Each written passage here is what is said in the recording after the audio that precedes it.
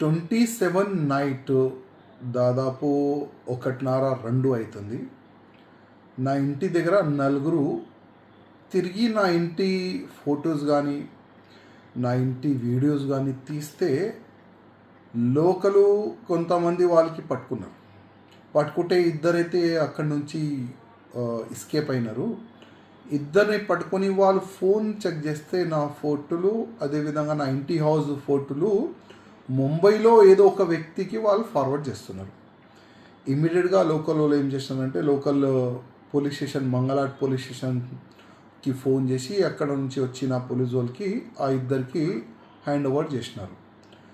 నాకు ఇవాళ TV9లో ఇంకా వేరే వేరే ఛానల్లో స్కోలింగ్ వచ్చిన తర్వాత, న్యూస్ వచ్చిన తర్వాత నేను ఇన్స్పెక్టర్ గారికి ఫోన్ చేసిన.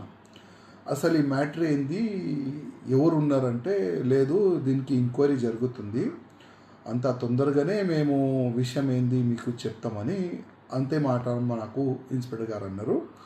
అసలు ఎవరు ఏంది ఇప్పటివరకు అయితే వాళ్ళ పేరైతే చెప్పలేదు. కానీ టీవీలో నేను మీడియాలో చూసిన ఒకడు షేక్ ఇస్మాయిల్ 30 years, అదేవిధంగా మొహమ్మద్ ఖాజా 24 years.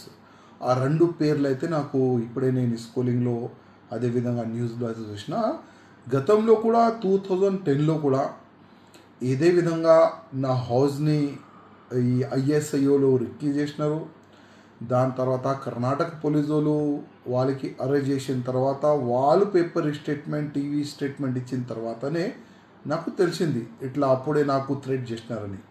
దాని తర్వాత 2011-12లో కూడా భాగ్యలక్ష్మి టెంపుల్ ఇంకా నా హౌస్ని కూడా వాళ్ళు రిక్కీ చేసినారు. అప్పుడు కూడా కొంతమంది ISIOలు అరెస్ట్ అయినారు.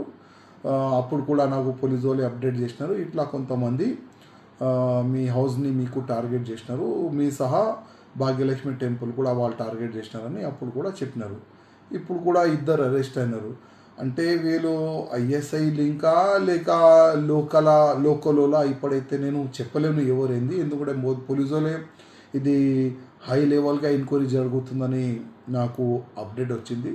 ఇంకా పోలీసు వాళ్ళే చెప్పాలి అసలు లోకలోలా లేక వీళ్ళు ఇంకా ఏదైనా వేరే ఏదైనా ఆర్గనైజేషన్ వాళ్ళు ఉన్నారా, ఇంకా చూడాలి ఇంకా ముందు ఏమవుతుంది.